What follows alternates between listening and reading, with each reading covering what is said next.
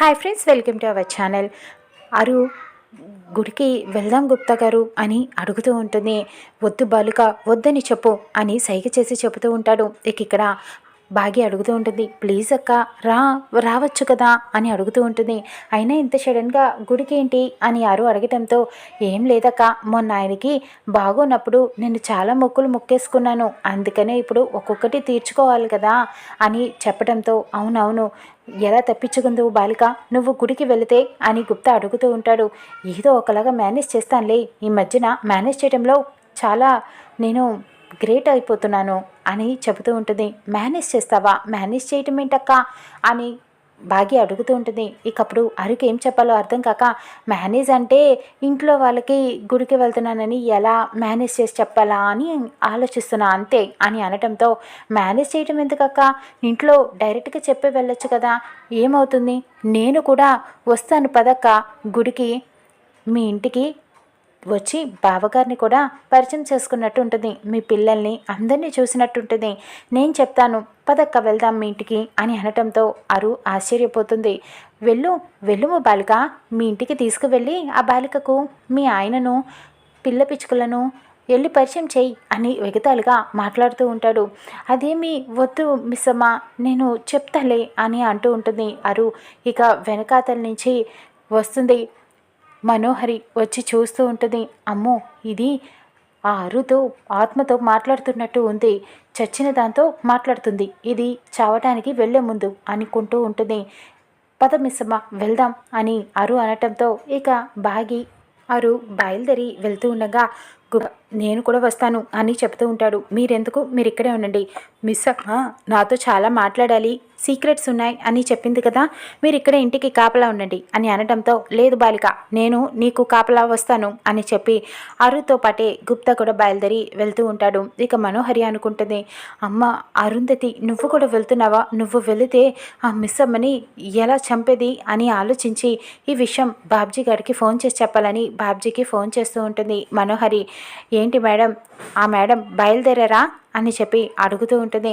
బయలుదేరింది మిస్ అమ్మ, కానీ తనతో పాటు ఆ ఆత్మ కూడా వస్తుంది, నువ్వు చంపిన దాన్ని అది కూడా బయలుదేరి వస్తుంది అని అనటంతో, అదేంటి మేడం, ఇదెక్కడ గొడవ, తను ఎందుకు వస్తుంది, ఆ ఆత్మని కూడా ఎలా మేడం, మీరు తను రాకుండా చూసుకోవచ్చు కదా, ఏం చేస్తున్నారు అని అడుగుతూ ఉంటాడు బాబ్జీ. నేను ఎలా ఆపుతాను, ఇప్పుడు నేను ఆపితే ఆ ఆత్మకి డౌట్ వచ్చేస్తుంది కదా, మళ్ళీ మిస్ అమ్మని నేనేదో చేస్తున్నానని అనుమానం వస్తుంది కదా, అందుకే నేనేం చెయ్యలేదు, ఏదో ఒకటి చెయ్యి అని చెబుతూ ఉంటుంది మనోహరి. ఏంటి మేడం ఈ తలనొప్పి, నాకు తనని ఎలా మేనేజ్ చేసేది ఆ ఆత్మని అని చెప్పి అడుగుతూ ఉంటాడు. ఏదో ఒకటి చేసి ఎలాగో అలాగో చంపు అని అనటంతో ఇక బాబ్జీ సరే మేడం అని చెప్పి ఇక బయలుదేరి బాబ్జీ వెళ్తూ ఉంటాడు. ఇక్కడ మిస్ అమ్మ అరు గుప్తా అలా మాట్లాడుకుంటూ నడుచుకుంటూ వెళ్తూ ఉంటారు. ఇక్కడ బాబ్జీ లారీ తీసుకొని వాళ్ళని ఫాలో అవుతూ వెళ్తూ ఉంటాడు. రాథోడ్ పిల్లల్ని స్కూల్ దగ్గర డ్రాప్ చేసి ఇంటికి తిరిగి వేస్తాడు. సదాశివం నిర్మల అడుగుతూ ఉంటారు, అయ్యో రాథోడ్, కొంచెం ముందుగా వచ్చి ఉంటే బాగుండేది కదా, మిస్ అమ్మని గుడి దగ్గర దింపేసి వచ్చుండేవాడివి అని అడుగుతూ ఉంటారు. అవునా, ఎంతసేపు అయింది మేడం, ఆ మేడం వెళ్ళి అని అడగటంతో, ఇప్పుడే ఒక 10 నిమిషాలు అయింది అని సదాశివం చెప్తూ ఉంటారు. అయితే ఎంతో దూరం వెళ్ళి ఉంటారులేండి, నేను వెళ్తాను, దారిలో ఎక్కించుకొని గుడి దగ్గర దింపేసి వస్తాను అని చెప్పడంతో మనోహరి, వద్దు రాథోడ్ అని చెప్పి అడుగుతూ ఉంటుంది. ఎందుకు అని వాళ్ళు అడగటంతో, అంటే మిస్ అమ్మ ఒంటరిగా గుడికి కాస్త గడిపి వద్దామని అనుకుంటుంది, మళ్ళీ రాథోడ్ నువ్వెందుకు వెళ్ళి డిస్టర్బ్ చేయటం అని అనటంతో, ఒంటరిగానా ఎందుకు అని సదాశివం నిర్మల అడుగుతూ ఉంటారు. అంటే ఏం లేదు అంకుల్, మొన్నటిదాకా పిల్లలు కిడ్నాప్, తర్వాత అమరికి ఇలా జరగడం, తన మనసు కొంచెం కష్టంగా ఉంది కదా, అందుకని ప్రశాంతత కోసం గుడికి వెళ్ళింది, మళ్ళీ మీరు వెళ్ళి ఎందుకు డిస్టర్బ్ చేయడం అని చెప్పి అడుగుతూ ఉంటారు. అదేముండదు అని అనటంతో, రెస్ట్ లేదు కదా పాపం మిస్ అమ్మకి అని మనోహరి చెప్తూ ఉంటుంది. ఏం కాదులే, నేను వెళ్తాలే అని అనటంతో, అయినా అంత ఆలోచించేవారు మీరెందుకు వెళ్ళి డ్రాప్ చేయలేదు అని చెప్పి రాథోడ్ మనోహరిని అడుగుతూ ఉంటాడు. అంటే అమర్ని చూసుకోవాలి కదా అని చెప్పేస్తూ ఉంటుంది. ఇక నిర్మల సదాశివం రాథోడ్ నవ్వుకుంటూ ఉంటారు. వద్దు మేడం వద్దు, కొద్ది రోజులు మీరు సార్ దగ్గరికి వెళ్లకుండా ఉంటేనే మంచిది. అసలే కాఫీ పేరు ఎత్తితేనే సార్ భయపడిపోతున్నారు, మీరు అంతలా భయపెట్టేశారు. కొద్ది రోజులు కిచెన్ వైపు కూడా అస్సలు వెళ్ళకండి మేడం అని అనటంతో సదాశివం నిర్మల నవ్వుకుంటూ ఉంటారు. అరు గుప్తా మిస్సమ్మ నడుచుకుంటూ వెళ్తూ ఉంటారు గుడికి. గుప్తా వెనుక నుంచి అరుని పిలిచి చెప్తాడు, బాలిక, ఆ బాలిక నీతో ఏదో చెప్పాలని అనుకున్నది కదా, అదేంటో అడుగుము అని అడుగుతూ ఉంటాడు. మీకెందుకు గుప్తా గారు అని అంటుంది అరు. ఆ మాట వినేసి అరు బాగి అడుగుతూ ఉంటుంది, మీకెందుకేంటక్క అని అడుగుతూ ఉంటుంది. అంటే నీకు కాదులే మిస్సమ్మ, అది వేరే వాళ్ళకి, ఎవరికో అవసరం లేని వాళ్ళకి అని చెప్తూ ఉంటుంది. అవసరం లేని వాళ్ళకా? అదే ఏంటక్క అని అడుగుతూ ఉంటుంది. అదే నీకు కాదు మిస్సమ్మ, అవసరం లేని వాళ్ళకే అవసరం లేనప్పుడు నీకెందుకులే పదా అని అంటుంది. అక్క ఏం మాట్లాడుతున్నారు మీరు అని చెప్పి అలా అరు మాటలు విని షాక్ అయిపోయి అలా చూస్తూ ఉండిపోతుంది. మిస్సమ్మ ఏంటి ఆగిపోయావు రా అని చెప్పి పిలుస్తూ ఉంటుంది. అక్క మీకు ఒక మాట చెప్తాను, మీరేం అనుకోరు కదా అని అడుగుతూ ఉంటుంది. చెప్పు అని అనటంతో మీరేదేమైనా కొంచెం తేడా అక్క అని అరు అనేస్తుంది. గుప్తా పగలబడి మరీ నవ్వుతూ ఉంటాడు. అదేంటి మిస్సమ్మ పుసుకుమని అంత మాట అనేసావు అని అరు అడుగుతూ ఉంటుంది. మరి ఏంటక్క మీరు అలా మాట్లాడతారు, మీరు అసలు అర్థమే కాదు అని చెప్తూ ఉంటుంది. ఇక అప్పుడు గుప్తా అంటాడు, బాలిక, ఇన్నాళ్ళకి నీకు ఒక బాలిక నిజము చెప్పినది. ఈ బాలిక కొంచెము తేడా ఏంటి, నీళ్ళు వెళ్ళ చిత్రమే అని చెబుతూ నవ్వుతూ ఉంటాడు. మీరు ఆపండి గుప్తా గారు అని అరుస్తూ ఉంటుంది. అదిగో మళ్ళీ గుప్తా గారు అంటున్నావు, గుప్తా గారు ఎవరక్క అని చెప్పి బాగి అడుగుతుంటుంది. అంటే నిన్ను కాదు మిస్సమ్మ, సరే ఇంతటితో ఈ మ్యాటర్ వదిలేసే, నాతో ఏదో చెప్పాలన్నావు కదా ఏంటది అని అడుగుతూ ఉంటుంది. ఇక అప్పుడు బాగి చెప్తూ ఉంటుంది, కొత్తగా ఏమీ లేదక్క, ఇంట్లో జరుగుతున్న విషయాల గురించే.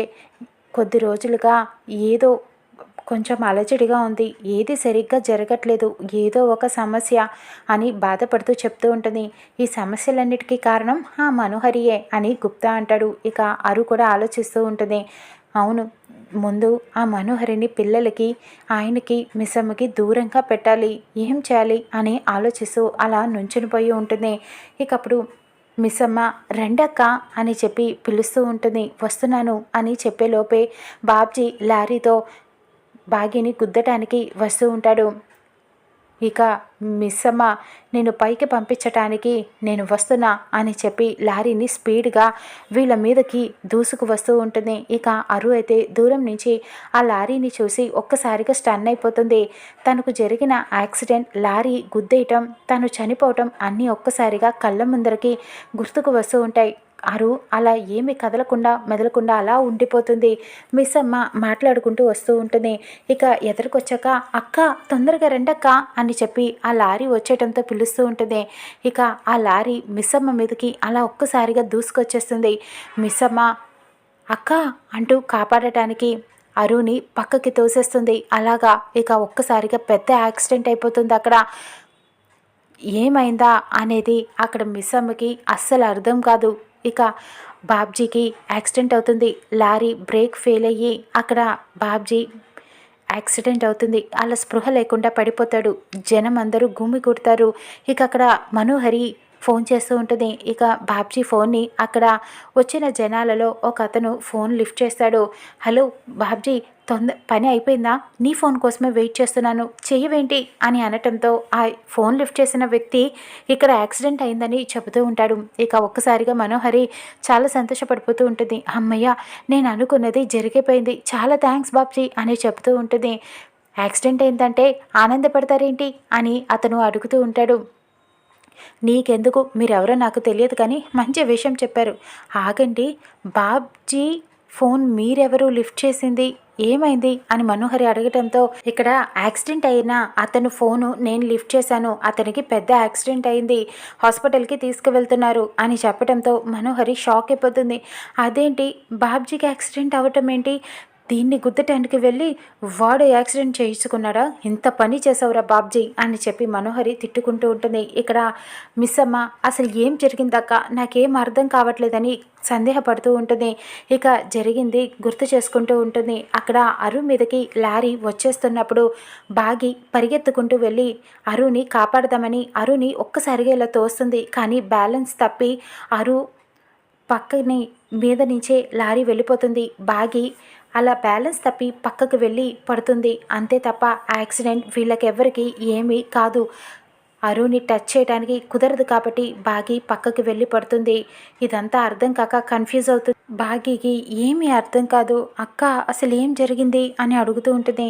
అరు కూడా జరిగిందంతా తలుచుకొని బాగీకి ఏం చెప్పి మేనేజ్ చేయాలని చూస్తూ ఉంటుంది.